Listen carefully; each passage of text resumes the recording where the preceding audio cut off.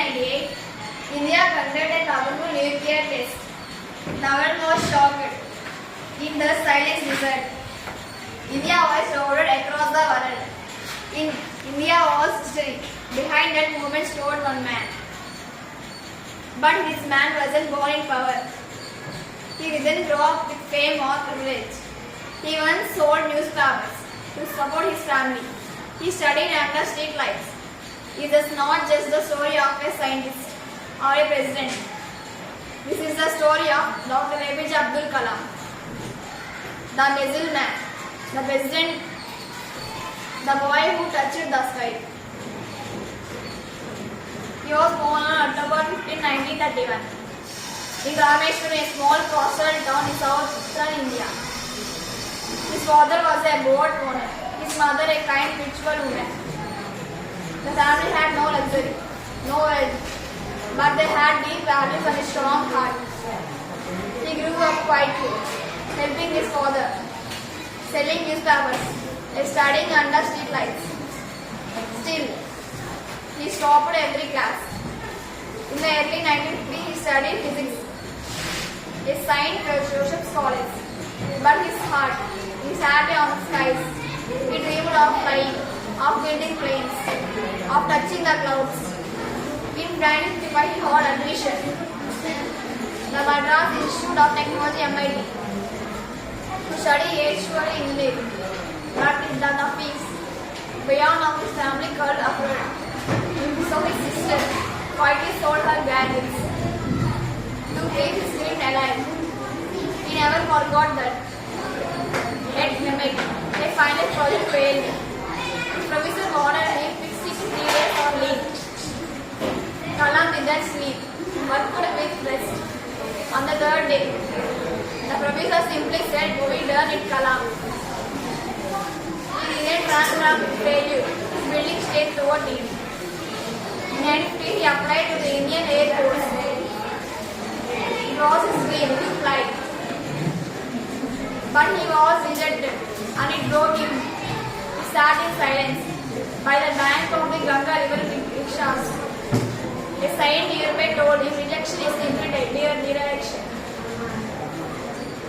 And Kalam stood up again. In the Air Force rejection in 1958, he joined DRDO.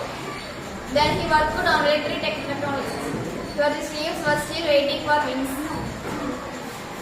In 1969, depositing his deep version of rocket. The government transported him to ISR to the Indian Space Research Organization.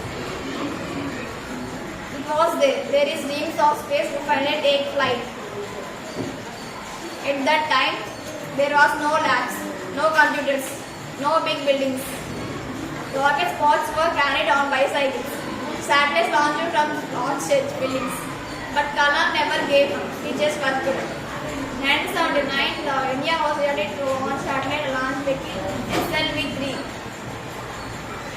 Kalam was the mission director. The nation watched.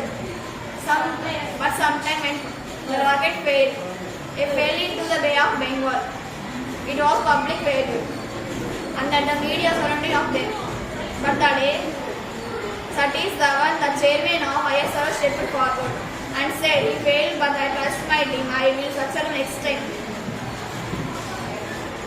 He began to blame Kalam, projected him.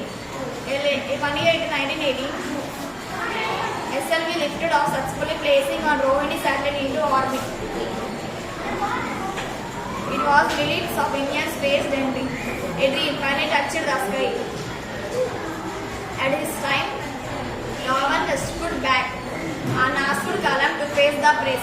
That moment taught Kalam the pure meaning of leadership. In the 1980s and 90s, he worked on India's different projects. Agni, Parthipati, Trishul, Akash. He gave strength and confidence. In 1998, they led the program Nuclear Testers, a mission planned with care and complete silence. The work was done at night. Every step was kept secret because the world could not know until the moment of success. On 11th 1998, India conducted a successful nuclear test. India had proven its strength not with words than with science and silence. But even then, Kalam stayed humble. He simply moved on to the next mission. After the Pokhran nuclear test in 1998, Kalam became national hero. But instead of celebrating, he turned to the future. He became the principal scientific advisor to the government of India. But his real mission was not in office. It was in classrooms. He traveled across the country, met thousands of students, and told them that the future we are the state dreamed in. In 1989, he wrote India 2020, a powerful vision to the Make India Developed Nation. He spoke not just of rockets and technology, but of values, of education, of building a nation from the ground up. Because he believed that the truth of the nation lived in trained minds. In 1923, India made him the 11th president of the Republic. Not because of politics, but because of love. He made students more than distance. Answered letters from children. Spoke of dreams to every heart that listened. He once said, "Dreams is not what you see in sleep. It is something that does not let you sleep." After his presidency ended 2007, he didn't retire. He returned to classrooms, to spoke in colleges, wrote books, answered emails from students one by one. He became India's teacher. On July 27, 2015, he was giving a lecture at IIM Shillong. He smiled, spoke of science and service. Suddenly, he passed, placed a hand on his heart, and collapsed. His last day has spent teaching, even in death. He inspired. He had no wealth, no luxury. He never married. Only books and a heart full of dreams. He once said, I am not a handsome guy, but I can give my hand to someone to reach because beauty is in the heart. But when he left, the entire nation cried. Because they didn't lose a scientist. They lost a teacher, a guide, a father.